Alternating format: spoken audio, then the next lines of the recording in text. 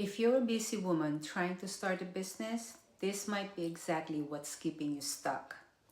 Starting something new while juggling life, work, and responsibilities isn't easy. But sometimes it's not your schedule holding you back, it's how you're approaching it. Now, let's talk about three mistakes I see all the time.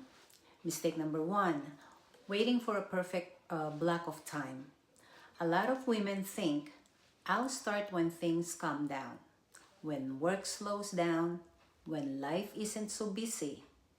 But let's be real. When does that actually happen?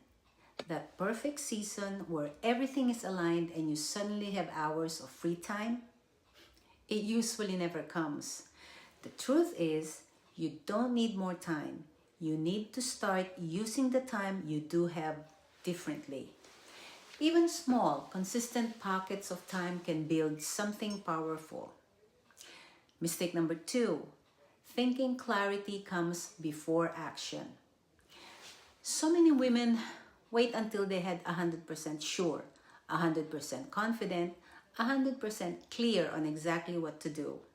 But clarity doesn't come from sitting and thinking. It comes from moving. You don't think your way into certainty. You test, you try, you learn, and then things start making sense. Confidence is built in motion, not in waiting. And then we have mistake number three, assuming you need to quit your job to begin. Now, this one stops a lot of people before they even start. They think, if I can't go all in, what's the point? But most successful businesses don't start with a leap. They start with a bridge. You build it on the side. You grow it steadily. You create stability before making big moves. You don't need to burn everything down to build something new. Now, if you've been feeling stuck, it's not because you're not capable. It's because you've been given a version of success that doesn't fit your life. You can build something without more time, without perfect clarity, and without quitting everything.